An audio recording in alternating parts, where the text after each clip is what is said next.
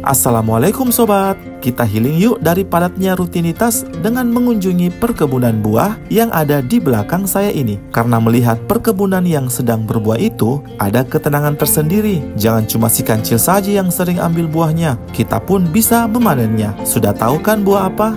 Yap, buah ketimun. Ketimun, mentimun atau timun adalah nama yang sama yang merujuk pada tanaman berbuah dari famili Cucurbitaceae, yakni keluarga labu-labuan.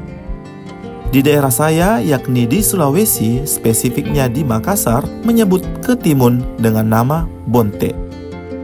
Seperti yang kita tahu, ketimun adalah tanaman merambat yang ketika dibudidayakan perlu media lilit agar tumbuh rapi dan teratur. Cukup sederhana seperti yang diterapkan di sini, merangkai ajir dengan potongan bambu yang disusun seperti V terbalik, ditancapkan ke tanah lalu diikat dengan benang karung sedemikian rupa sehingga terlihat seperti ini. Jadi sulur-sulur ketimun akan mudah memanjati jaringan benang yang dirangkai. Pengaturan jarak tanam juga perlu diperhatikan. Minimal antara bedengan mulsa diberi jarak setidaknya selebar bisa dilalui manusia. Tujuannya antara lain memudahkan mobilitas selama perawatan, menghindari saling berebut nutrisi tanaman, menghambat penyebaran penyakit jika salah satu bedengan terserang, serta menciptakan jalur air jika curah hujan mendadak tinggi agar tidak tercipta genangan. Seperti yang sobat lihat, usia tanaman ketimun di sini sudah 2-3 bulan. Tinggi rambatnya sudah setara orang dewasa. Dengan keadaan seperti itu, kebun ketimun ini masuk dalam masa perkembangan buah. Yuk sobat, kita lihat buahnya. Namun sayang sekali sobat, kata abah pemilik kebunnya, kondisi cuaca yang memang masuk peralihan dari kemarau ke hujan membuat tanaman di beberapa bagian ladang mengalami stres. Buahnya tidak berkembang maksimal.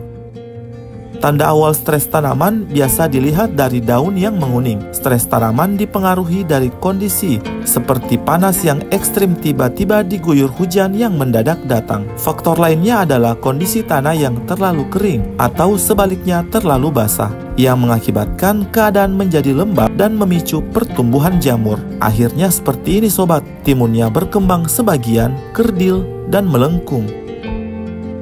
Biasanya jika terjadi seperti ini, dilakukan pemanenan lebih awal untuk mengurangi kerugian, dan tanaman yang terindikasi stres atau yang terserang hama biasanya dipisahkan agar tidak menyebar. Itulah gunanya pengaturan jarak tanam. Seperti di sisi ini, yang satu baris mulsa ini sudah lumayan terimbas. Daunnya menguning dan perkembangan stuck baik dari pertambahan panjang maupun pembesaran buah. Dari segi rasa, buah yang dipanen lebih awal biasanya akan sedikit pahit, terutama di bagian pangkalnya. Syukurnya di bagian lain, tanaman timunnya masih subur dengan daunnya yang hijau tua segar. Buahnya yang menggantung menggemaskan dengan ukuran yang sebentar lagi akan maksimal. Mengelus buahnya itu ada rasa unik, seperti diselimuti duri kecil yang tidak menusuk, cuma memberi sensasi geli tersendiri.